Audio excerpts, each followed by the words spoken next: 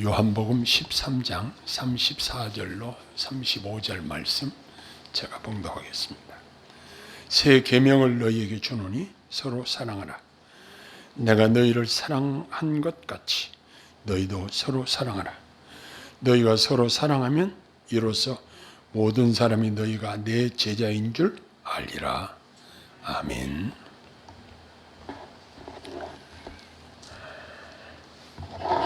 요 며칠 전에 광주에서 초고층 아파트 건설 중에 붕괴된 사고가 발생해서 6명의 실종자가 생기고, 이 일로 말미암아 우리의 마음을 아프게 했습니다. 그 원인이 어디에 있는지 조사 중에 있는데, 아무튼 무너지지 않도록 건축 공정을 잘 지키지 못했기 때문일 것입니다.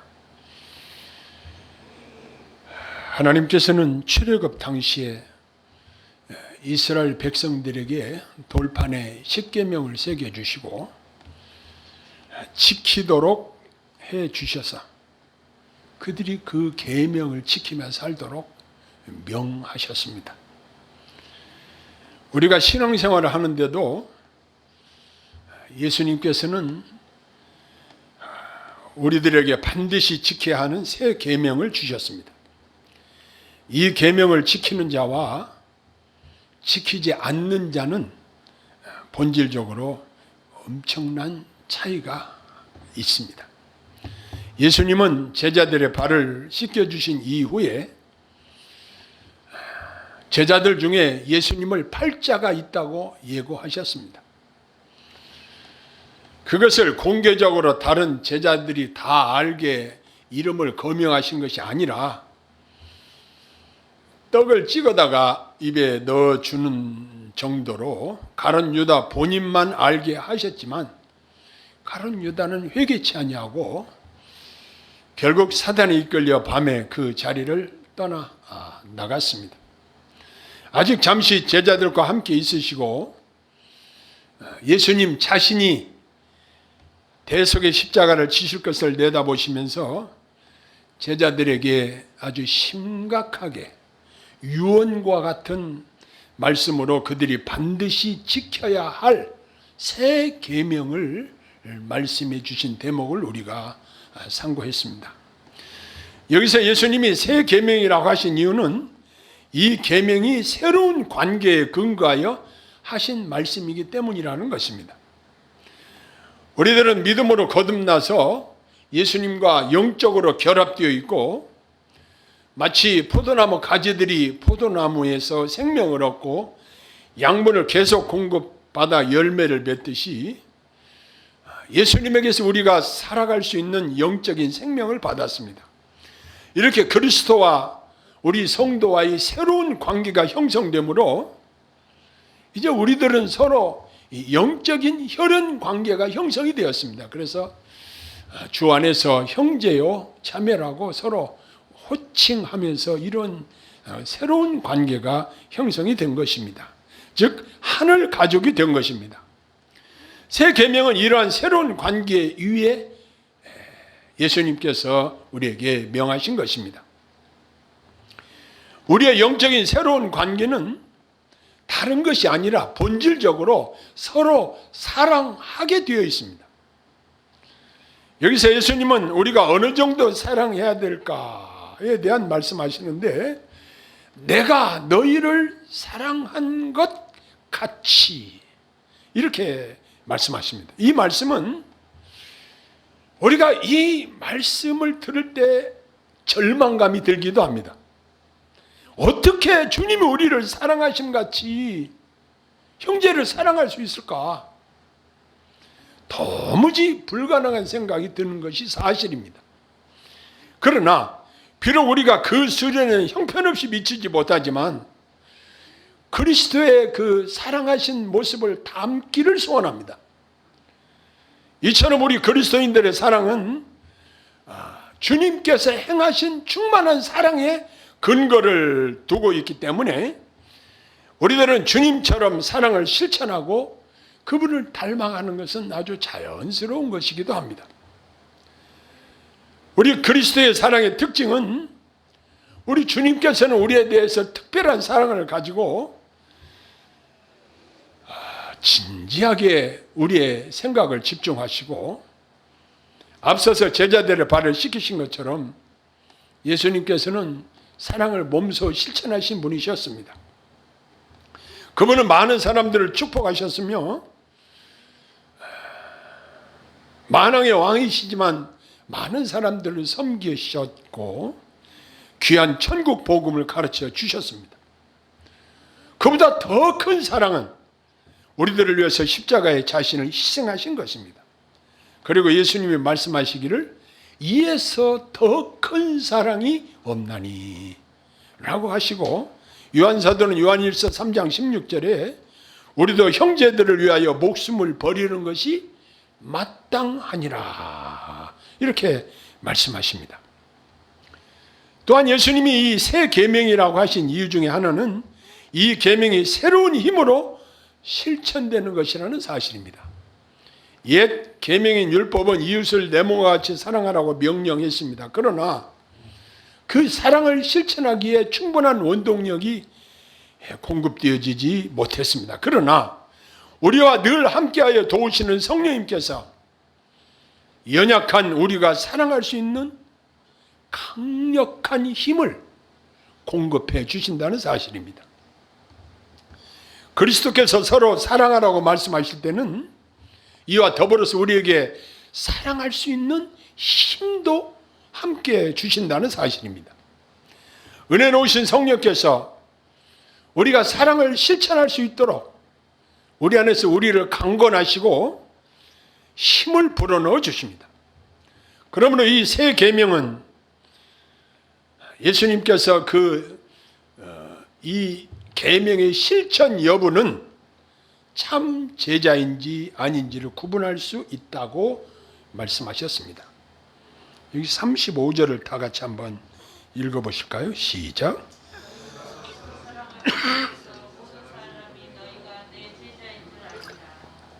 그렇습니다. 너희가 서로 사랑하면 이로써 모든 사람이 너희가 내 제자인 줄 알리라.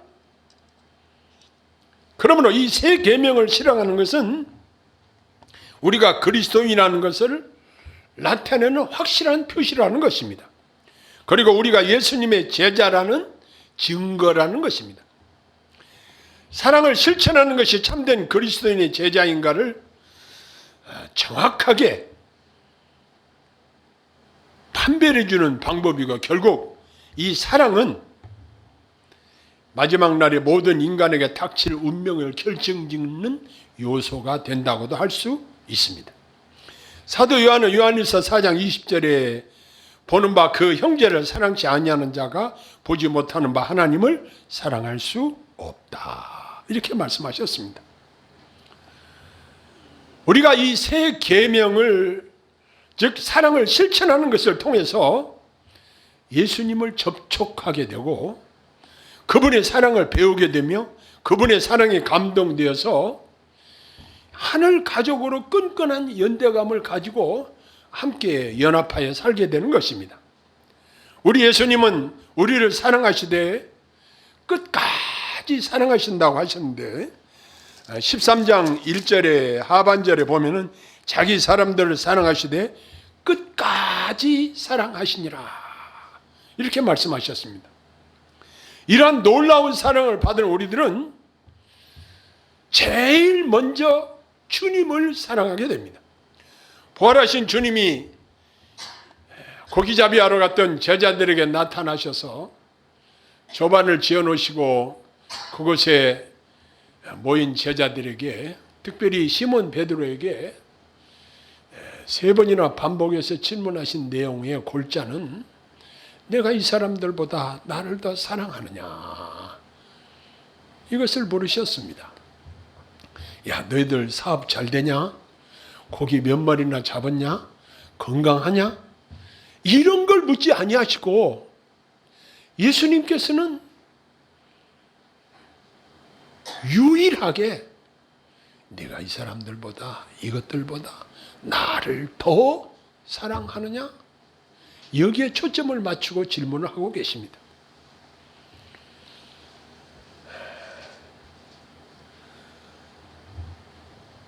주님이 확인을 하시고자 하셨던 것은 제자들이 얼마나 주님을 사랑하는가에 관심을 가지고 계셨다는 사실입니다. 그러므로 우리는 늘 주님께 진심으로 뜨거운 사랑을 고백해야 됩니다. 마음으로, 기도로, 찬양으로 우리가 주님을 얼마나 사랑하는지 표현해 드려야 합니다. 이것이 주님을 기쁘시게 해드리는 것입니다. 우리가 콧노래로 주님 사랑해요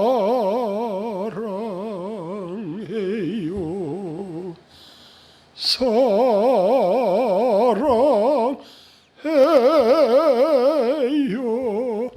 주님 사랑해요.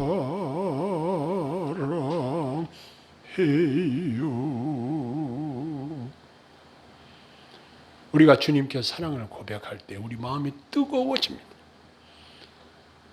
내 안에 계신 성령께서 기뻐하시고 우리의 찬양을 받으시고 우리가 사랑 고백하는 것을 받아주신다는 사실입니다. 우리가 주님을 얼마나 사랑하는지 표현해 드리는 것은 주님을 기쁘시게 해드리는 매우 중요한 행동인 것입니다. 그리고 우리가 모든 인간 관계에서 이러한 사랑의 열매를 맺으면서 산다면 예수님의 제자로서 확실한 바른 삶을 살고 있다. 주님이 칭찬하실 것입니다. 우리 주님은 우리가 주님을 사랑하기 전에 우리들을 먼저 사랑하셨습니다. 주님은 우리가 아직 죄로 말미암아 원수 되었을 때 우리를 사랑하셨다고 분명히 말씀하고 계십니다. 모든 사람들이 이러한 사랑을 가지고 실천한다면 지상 천국이 될 것입니다. 제가 요 며칠 전 제 아들 유임식에 참석을 했었는데 그때 좀 부끄러운 이야기를 좀 하고자 합니다. 제 친구 목사님들이 몇 분이 오셨어요. 그래서 이제 그분들 함께 식사 대접을 하고 이제 제가 감사하다고 선물도 드리고 그리고 집에 와서 그때 선물을 가지고 오신 그 친구 목사님들에게만 선물을 포장해서 보내드렸습니다. 근데 그 중에 한 분은 그냥 빈손으로 오셨더라고요. 물론 그때 선물을 드렸지만 그분에게는 제가 선물을 못 보내드렸습니다. 제 속에서 보내드리고 싶은 마음이 생기지 않았습니다. 근데 나중에 제가 이 설교 준비를 하면서 성령께서 제 안에서 야, 그래도 그 친구가 시간을 내서 거기까지 와서 축하해 준 것만 해도 감사하지 않냐. 그 친구에게도 작은 선물이라도 하나 보내드리는 게 좋지 않냐. 성령께서 제 안에서 제 마음을 자꾸 두드리시고 저를 부끄럽게 하시더라고요. 정말 목사로서 사람을 차별해서는 되는가? 이런 부끄러운 생각을 가지게 하셨습니다.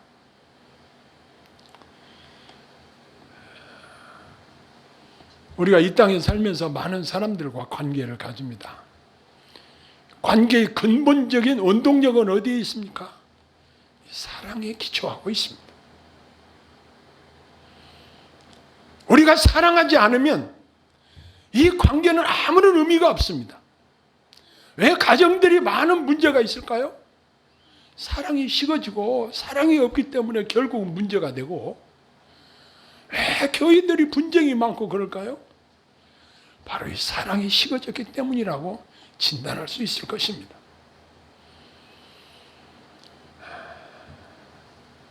광주의 아파트가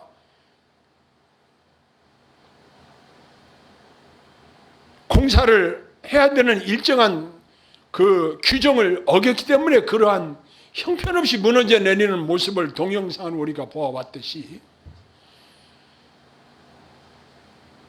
우리가 주님이 우리에게 친히 유언과 같이 명령하신 이 새 계명을 내가 접촉하는 사람들과의 관계에서 실천하며 산다고 한다면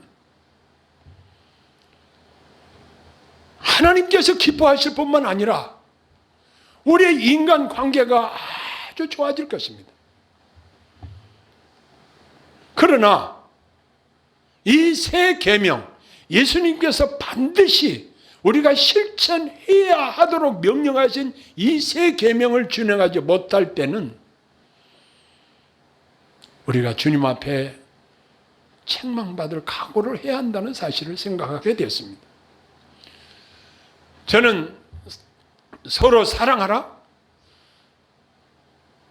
상대방이 나를 사랑하는 사람에게 사랑할 수 있는 것은 교회 밖에 있는 사람들도 얼마든지 할 수 있습니다.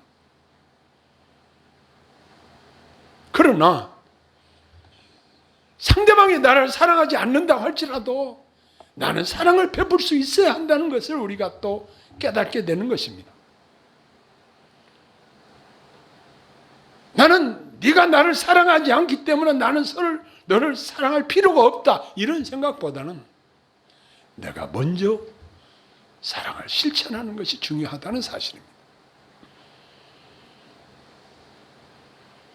우리는 교회 안에서 가장 많이 쓰는 단어가 사랑이라는 이야기를 가장 많이 사용한다고 합니다. 제가 김제에서 신앙생활 할 때에 주일학교에 착실하게 잘 나오는 교사 한 분이 계셨습니다. 근데 그분은 특징이 뭐냐면 애들이 예배 시간에 떠들면 거기 가가지고 옆에 있는 이 머리를 잡아가지고 뽑듯이 잡아 당깁니다. 여기가 제일 아픈 데 아닙니까? 여기를 잡아서 쫙 당겨. 애들이 비명을 지릅니다. 저는 그것이 매우 못마땅했어요. 그래서 제가 그 이야기를 제 아내와 나누고, 저희가 좀 친하게 지내는 사람이었기 때문에 제 아내가 가서, 그 내 여분이 아이가 없어서 어디 입양해서 키우는 아이가 하나 있었습니다. 제 아내가 그 머리를 잡아 뽑는 그 집사님한테 내가 이제 저 아이가 크면 교회 오면 내가 가서 이 머리를 옆에서 잡아 당길 거라고 얘기하니까 깜짝 놀라더래요. 자기 아이를 머리를 옆에서 당긴다고 하니까 아주 깜짝 놀라는 거예요. 그렇게 교사가 자기 머리를 잡아 당긴 그 아이는 다시 교회에 오고 싶겠습니까? 이 조그마한 행동이지만 그건 아이를 사랑하는 행동과는 아주 거리가 먼, 아이를 교회에서 내쫓는 행동이라고 생각이 돼서 제 아내가 그 집사님한테 경고를 한 거예요. 이건 하나의 재미있는 우스운 지나간 이야기 같지만 우리의 행동으로 말미암아 복음의 문을 막아버린 것이 얼마나 많이 있는지 참 우리 생애를 되돌이켜 보면은 참 부끄러운 일들이 많이 있습니다. 그러나 우리의 과거에 어쨌든 간에 이제는 우리 주님이 제자들에게 당부하신 내가 새 계명을 너에게 준다. 그게 뭐냐? 서로 사랑하라. 그런데 어느 정도로 사랑해야 되는가? 피차 뜨겁게 사랑하라고 베드로 사도는 권면하고 있습니다. 우리가 그냥 차지도 않고 덥지도 않고 미지근한 사랑이 아니고 무엇보다도 뜨겁게 사랑을 실천하는 것이 중요하다는 것입니다. 내가 가진 것이 손해가 나도, 내가 힘이 들어도 먼저 사랑을 실천하는 것이 주님이 우리에게 명령하신 이 새 계명이라는 사실입니다. 그런데 예수님께서 친히 직접 명령하신 이 새 계명은 지켜도 되고 안 지켜도 되는 것이 아니라 우리가 반드시 지켜야 한다는 사실을 마음속에 새겨야 합니다.